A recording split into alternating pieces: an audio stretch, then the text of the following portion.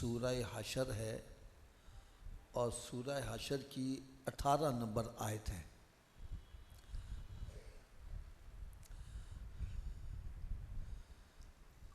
अगर मुमकिन हो सके तो आप हज़रात भी ये कुरान पाक की आया मुबारका घर में जाकर या मस्जिद में खोल के पढ़िएगा। आपको ऐनुल यकीन का दर्जा हासिल होगा कि जो कुछ मैं कह रहा हूँ कुरान के मुताबिक कह रहा,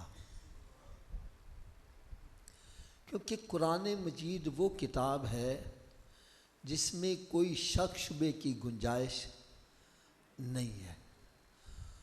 तो जो चीज़ हमें कुरान से साबित हो जाए फिर हमें उसमें अपनी अक्ल को दखल नहीं देना चाहिए।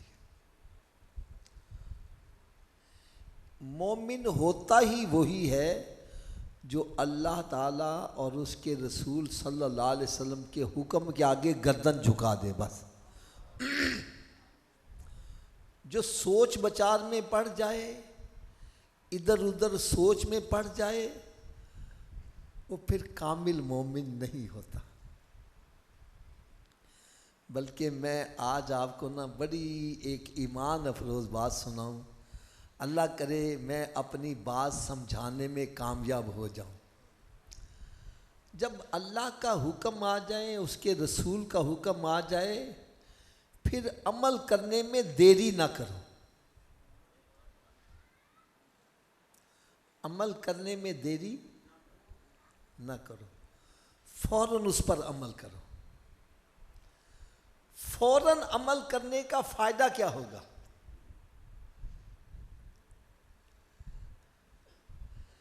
मैं अब मिसाल देने लगा हूं, जरा दिल थाम के सुनिएगा।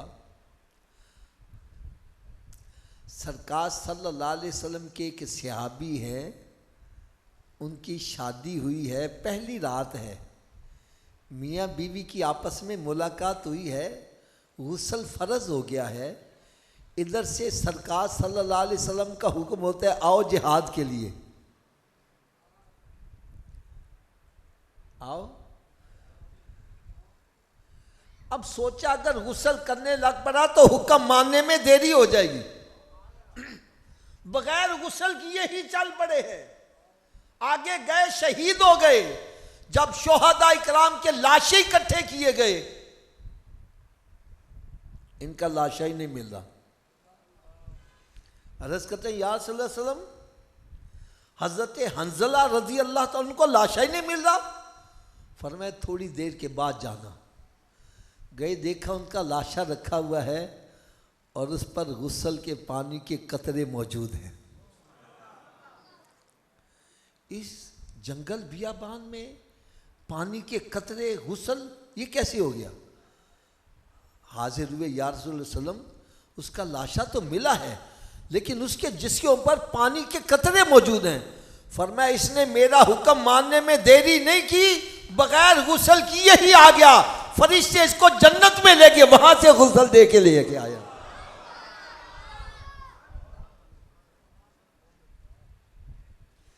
अच्छा एक बात कहूं, नाराज तो नहीं होंगे? आपके इलाके में पहली दफा डर भी लगता है ना कोई नाराज ना हो जाए यार। आज हमें कोई कहे ना या तो दाढ़ी रख ले, कहना मेरी बीवी पहले इजाजत देगी तो फिर रखांगा, माँ इजाजत देगी तो रखूंगा।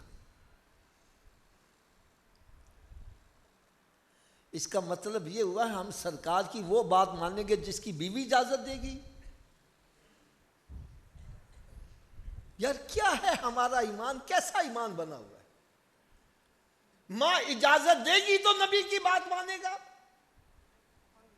अरे सहाबा इकराम तो कहते थे हमने मां की वो बात मानी है जिसकी इजाजत सरकार अता करेंगे, हमने बीवी की वो बात मानी है जिसकी सरकार इजाजत देंगे। आज हमने काम ही उलट कर लिया।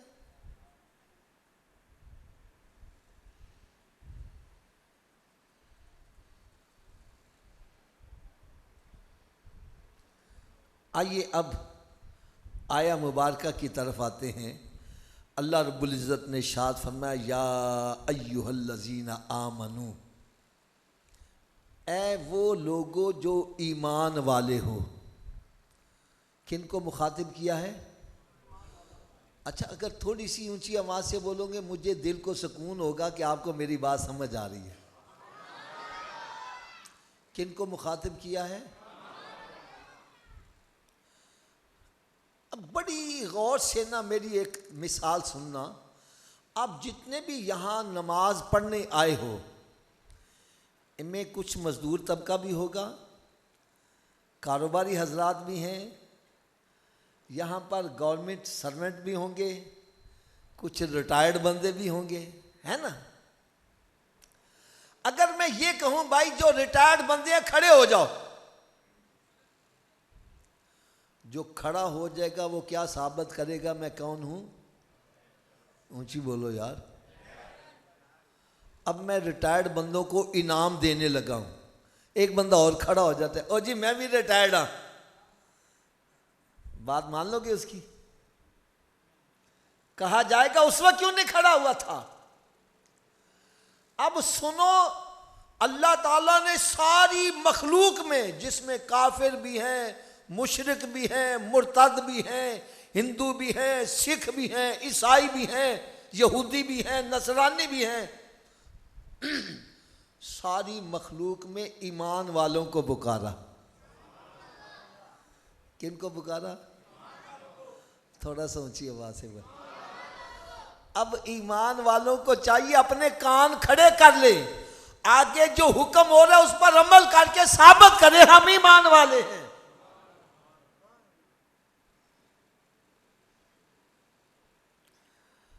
रब ताला फरमाए ईमान वालों नमाज पढ़ो। ईमान वाला नमाज पढ़ के फौरन बतला दे मैं ईमान वाला हूं। ईमान वालों तुम्हारे पर रोजे फर्ज किए, ईमान वाला रोजे रख के साबित कर दे मैं ईमान वाला हूं। रब ताला फरमाए ईमान वालों हलाल खाओ, वो हलाल खा के साबित कर देता है मैं ईमान वाला हूं। अगर नहीं साबित करेगा, क़यामत के रोज जब ईमान वालों को इनाम दिया जाएगा तो ये कहेगा मैं भी ईमान वाला हूं। कहा का उस वक्त नमाज क्यों नहीं पढ़ी थी, रोजा क्यों नहीं रखा सी। अगर और आसान बात कर दूं, और आसान बात कर दूं, एक बंदा कहता है जी सरकार सल्लल्लाहु अलैहि वसल्लम पर दरूद पढ़ना चाहिए, एक कहता है जी नहीं पढ़ना चाहिए। मैंने कहा तुम दोनों ही सच्चे हो, दोनों ही। एक बंदा कहना हमें दोनों सच्चे किਵੇਂ हो गए।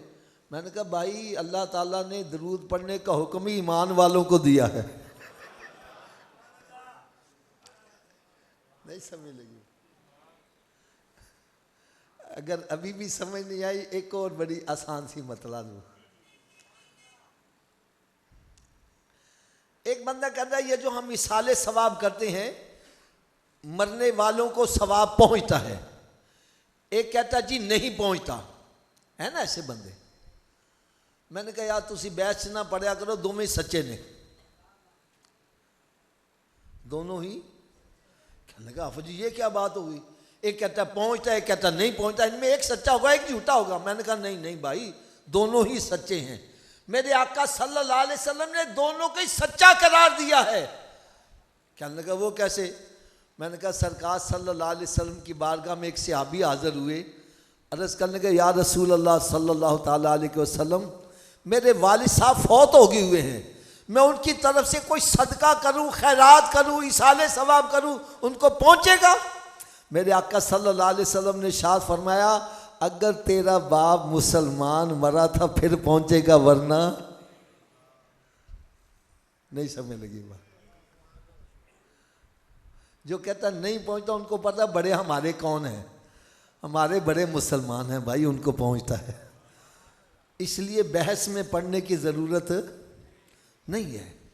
अल्लाह रब्बुल इज़्ज़त ने कुरान मजीद में शाद फरमाया या अय्युहल्लज़ीना आमनुत्तकुल्लाह, ए ईमान वालो अल्लाह से डरो। किससे डरो?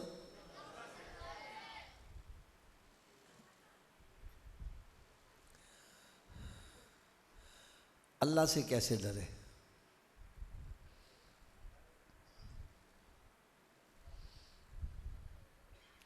चले आज मैं आपको आपके ये भी एक बड़ी मज़े की बात बतलाऊं।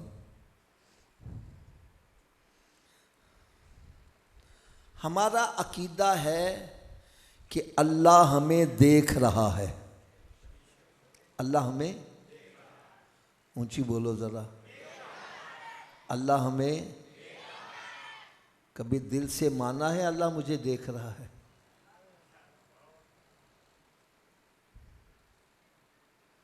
लो, जिस दिन दिल से मान लोगे आप अल्लाह के वली बन जाओगे।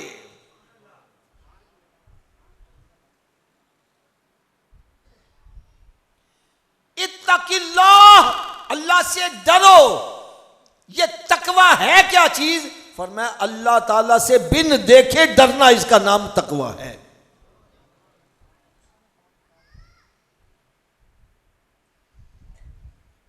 अब आप कहेंगे हाफिज साहब ये आपने क्या कह दिया?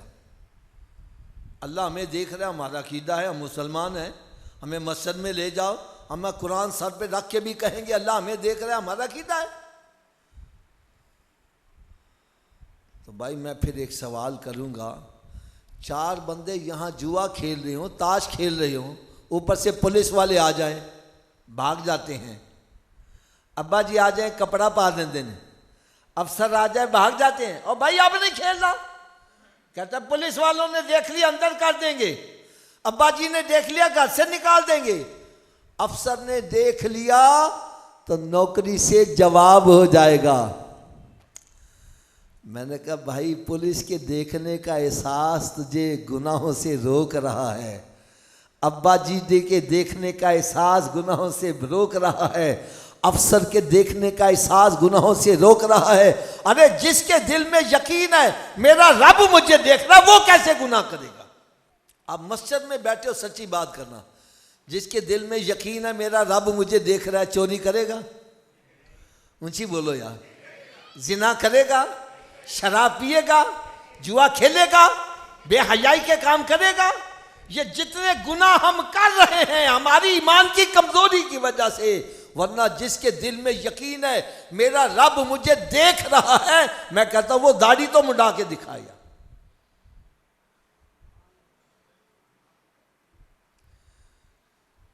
अगर अभी भी समझ नहीं आ रही तो मैं इसके लिए एक मिसाल अर्ज कर दूं।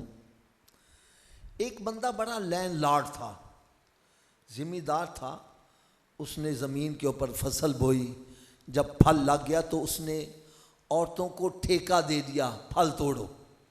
अमूमन गांव देहातों में ऐसा होता है। खुद ये अपने महल में बैठा हुआ है और नज़ारा कर रहा है, औरतें फल तोड़ रही हैं। एक औरत ने कुछ फल इस अंदाज से तोड़ा, इसके जहन में शैतानियत आ गई। इसीलिए कहते हैं बापर्दा रहो।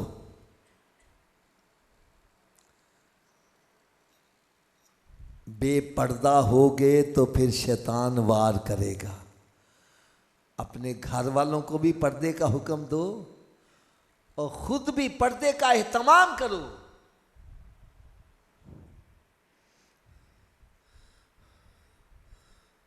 इसने जब देखा तो जहन में शैतानियत आ गई, उस औरत को अपने महल में बुला लेता है, कहने लगा जाओ जाके सारे दरवाजे बंद कर आओ। कोई दरवाजे बंद करके आ गई। इसने पूछा सारे दरवाजे बंद कर आई हो? कहने लगी हाँ सारे बंद करेंगे लेकिन एक खुला रह गया है, एक दरवाजा। कहने लगा जा जाके उसको भी बंद करके आ। कहने लगी वो मुझसे बंद होने वाला नहीं है। कहने लगा वो कौन सा दरवाज़ा है जो तुझसे बंद नहीं होता? कहने लगी वो अल्लाह के देखने का दरवाज़ा है जो मुझसे बंद नहीं होता। बस इतना सुना तो चीख मार के बेहोश हो गया कि मेरा रब मुझे देख रहा और मैं क्या करने लगा हूं।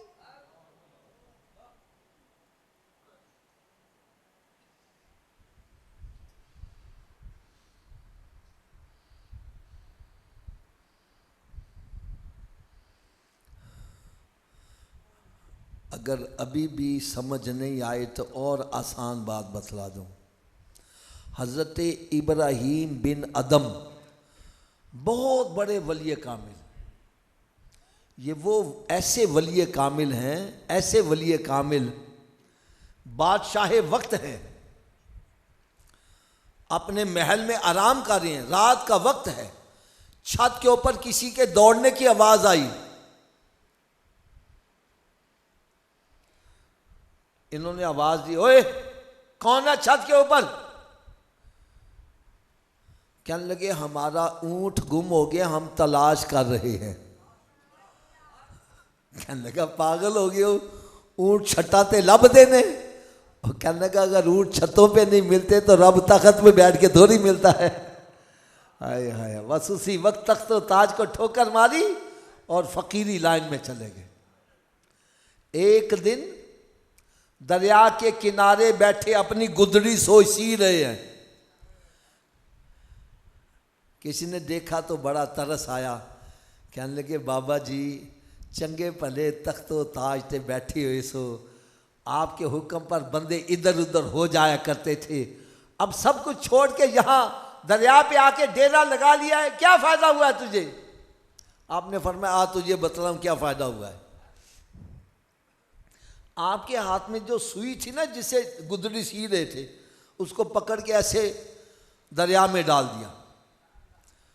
फिर कहने लगे ए मछलियों मेरी सुई लाओ। मछलियों ने अपना पानी से बाहर मुंह निकाला, हर मछली के मुंह में सोने की सुई रखी हुई है।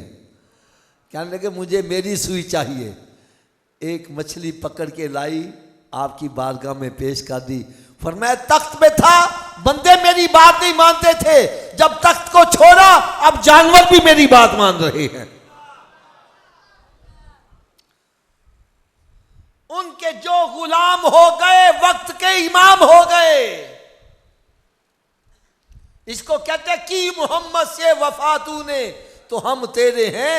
अरे ये जहां चीज है क्या, लोहो कलम तेरे हैं। तो सरकार का गुलाम बन के तो देख, तू सोच विचार में पड़ा करांगा तो इंज हो जाएगा, इंज किया तो इंज ना हो जाए। जो आशिक होते हैं वो सोच विचार में नहीं पड़ते। अल्लाह रब्बुल इज़्ज़त ने इरशाद फरमाया या अय्युहल्लज़ीना आमनुत्तकुल्लाह, ए ईमान वालो अल्लाह से डरो। किससे डरो? ऊंची बोलो। फिर साथ ही फरमाए अब ये खिताब किन को हो रहा है? ऊंची बोल दो यार जरा, किन को वो खिताब हो रहा है? अब ईमान वालों को चाहिए अगली बात भी तवज्जो से सुने। पहला तो ईमान वालों को हुक्म दिया अल्लाह से डरो, फिर हमें किससे डरना चाहिए? एक कौड़ी गल क्या जी हजम हो जाएगी। आज असं अमरीका को डर रहे, रब को नहीं डर रहे।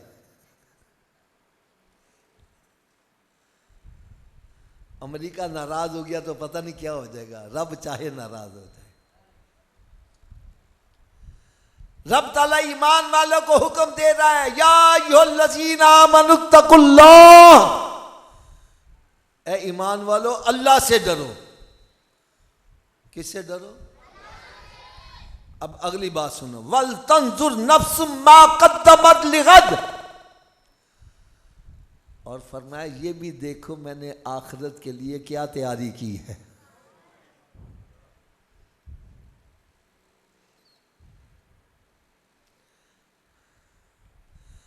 चले मैं आयत पूरी कर दूं, फिर इसके बारे में थोड़ा सा आगे अर्ज करूंगा। फरमाया वत्तकुल्लाह, अल्लाह से डरो, इन्नल्लाह खबीरुम बिमा तामलून, बेशक अल्लाह तबारक व तआला जो कुछ तुम करते हो उससे बाखबर है। अल्लाह ताला तुम्हारी करतूतों से बेखबर नहीं है, जो करते हो उसको सब कुछ पता है।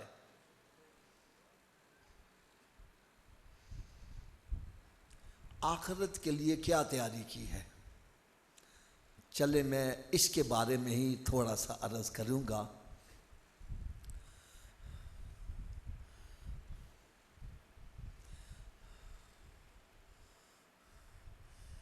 बुजुर्गों का एक तरीका कार है, कोई मुश्किल मसला समझाना हो तो वो मिसाल या हिकायत बयान कर देते हैं।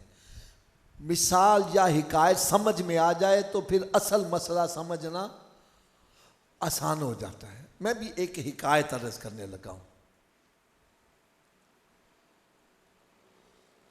एक बादशाह, उसका दरबार भरा हुआ था बंदों से। जैसे देखो ये हमारी मस्जिद भरी पड़ी है, उसका दरबार भी बंदों से भरा पड़ा था। मैं नहीं जानता आप क्या खा के आए हो बाबा जी, मैं नहीं जानता आपके घर में क्या रखा हुआ है, लेकिन अहले नजर ये भी जानता है खा के क्या आया है, घर में छोड़ के क्या आया है। अगर अभी भी समझ नहीं आई, एक और मिसाल दे दूं। अहले नजर कौन है? हजरत सैयदना उमर फारूक रज़ी अल्लाह ताला। जुमे का दिन है, मस्जिद नबवी शरीफ में खुतबा दे रहे हैं। दौरान खुतबा इरशाद फरमाता है, या सारिया तो अल जबल, या सारिया तो, 3 मरतबा पुकारा सारिया को, पहाड़ की तरफ हो जा है सारिया। सारे हैरान है, सारिया तो यहाँ है नहीं, वो तो निहामत के मकाम पर जंग करने गया, आप यहाँ पुकारे। उन्होंने वक्त और टाइम नोट कर लिया। जब हजरत सारिया रज़ी अल्लाह तआला वापस आए, पूछा सारिया तेरे साथ जुमे वाले दिन कोई वाक़या पेश आया? कहने लगे खुदा की कसम, अगर उमर फारूक की मदद न पहुंची तो हम हलाक हो गए होते। कहने लगा क्या हुआ? कहने लगे हमने काफिरों पर हमला किया, वो पहले हल्ले में ही मैदान छोड़ के भाग गए। और जब फौजी भागता है तो सामान उठा के नहीं जाता, छोड़ के भाग जाता है, जान बचाता है। और जो सामान होता है वो माले गनीमत बन जाता है। कहने लगे जब वो भागे, हमने समझा हमने मैदान मार लिया है, हमने हथियार एक तरफ रखे और माले गनीमत इकट्ठा करने में मशगूल हो गए। वो भागते हुए काफिरों ने जब देखा ये माले गनीमत इकट्ठा करने में लग गए हैं, उन्होंने पहाड़ के पीछे से अचानक हमला करना चाहा। और आप जानते हैं जितना मर्जी बड़ा पहलवान हो, उस पर अचानक हमला कर दो वो मुकाबला। कहने लगे हम मैदान में थे, हमें वो नजर नहीं आ रहे थे, उमर फारूक को मस्जिद नबवी शरीफ से ही नजर आ रहे थे। और वहीं से आवाज दी सारिया पहाड़ की तरफ हो। कहने लगे हमने आपकी आवाज वहां सुनी, पलट के देखा वो आ रहे, हमने हथियार उठाए, हमला किया, रब ने हमें फतह अता फरमा दी।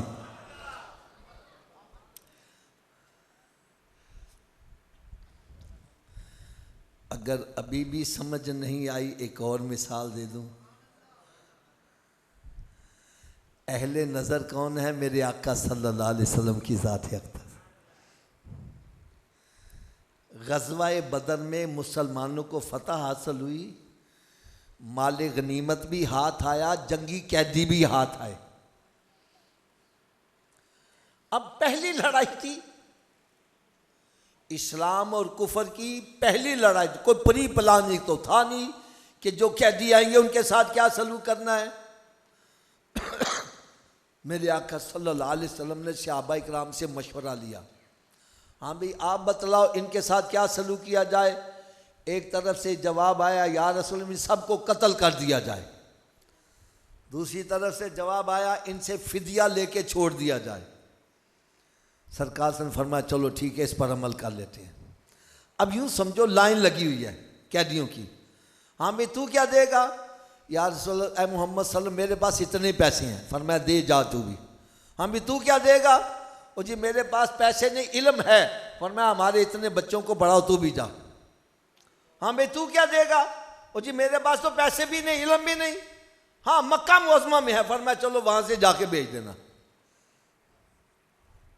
तू भी जा। उन्हीं कैदियों में सरकार सल्लल्लाहु अलैहि वसल्लम के चचा हज़रत अब्बास रज़ी अल्लाह ताला अन्हु वो भी खड़े हैं, जो काफिर अभी मुसलमान नहीं हुए, काफिरों की तरफ से लड़ने आए हैं। फरमाया चचा तू क्या देगा? कहने लगे भतीजे मेरे पास तो कुछ नहीं है।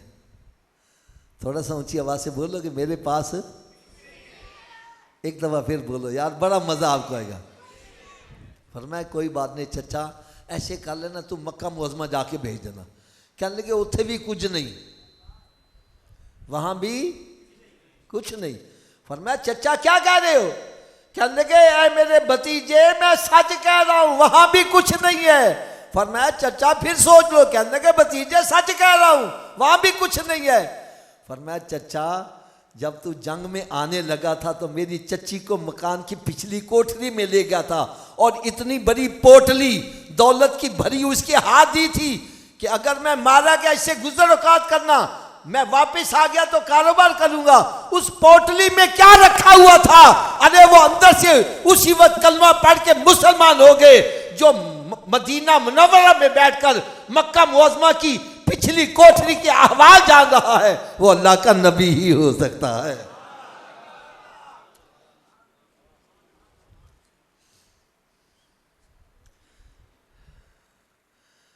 अहले नजर कौन है?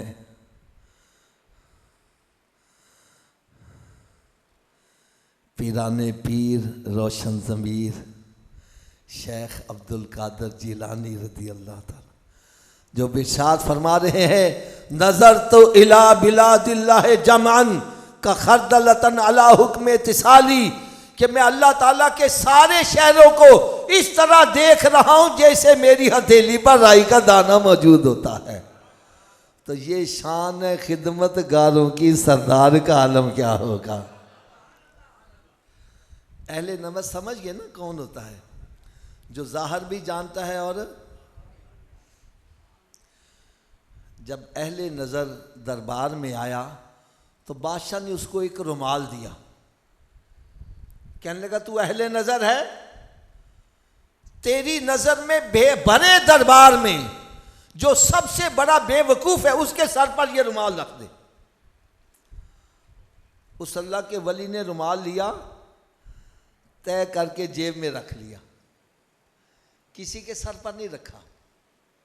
बात आई गई हो गई, वक्त गुजरता गया। फिर एक वक्त आया बादशाह बीमार हो गया।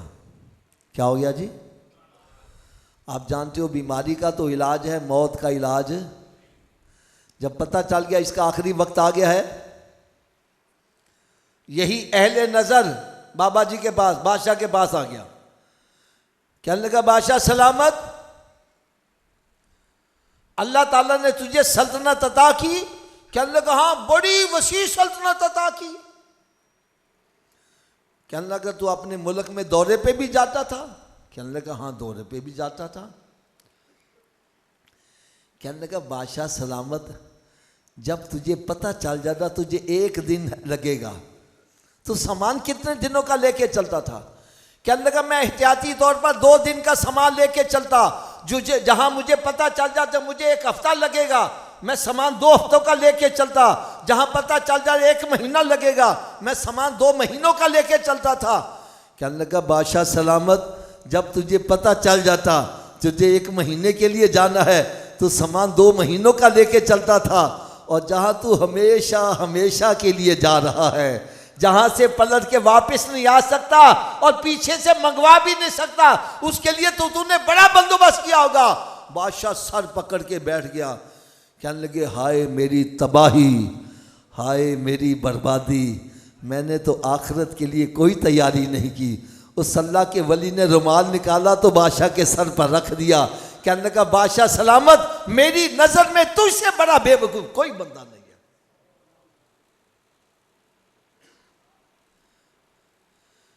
यार मैं ना आप सब के सामने हाथ बांधकर एक बात कहूंगा, आज हम भी अपने अपने गिरेबानों में झांक कर देखें, कहीं इन बेवकूफ़ों की लिस्ट में मेरा नाम तो नहीं आ रहा। यार हर बंदा जानता है मैं सदा रहने के लिए नहीं आया। कोई 50 बरस, कोई 60, कोई 70, कोई 100, आखिर अंजाम ऊंची बोलो। अगर सच्ची बात कहूं तो बंदा इस दुनिया में आया ही मरने के लिए है। जैसे हम रेलवे स्टेशन पे चले जाएं या बस स्टैंड चले जाएं, गाड़ी अभी नहीं आई, वेटिंग रूम में जाकर बैठ जाते हैं। जैसे गाड़ी आती है बारी बारी सवार होके जा रहे हैं, अरे हम सब वेटिंग रूम में बैठे हैं और मौत की गाड़ी का इंतजार करें, जैसे आएगी बारी बारी सवार होकर चल। सदा बैठने के लिए यहां कोई 100 साल के लिए, कोई 40 को 50 साल के लिए मकान की बड़ी फिक्र है। मकान बन गया है, रोशनी की फिक्र है, रोशनी आ गई, गर्मी सर्दी से बचाव की फिक्र है। यार कभी अपनी अंधेरी कब्र की भी फिक्र की है? कभी दोज़ख से बचने की तो कोई तदबीर इख्तियार की है? कहीं जहन्नम की आग से बचने की तैयारी की है? मेरी बात ये कान खोल के सुन लो, बल्कि दिल के कानों से सुन लो। कोई तैयारी करे या ना करे, मौत आकर ही रहेगी।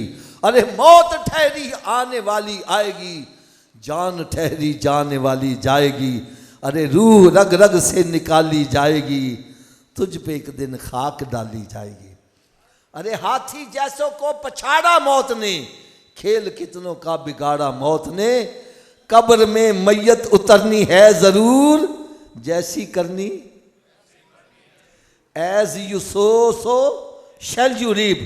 गंदम बीज के कहो अम्ब लग जाएंगे? अरे गुनाहों का बीज बो के कहो नेकियों का फल लग जाएगा, कैसे लगेगा?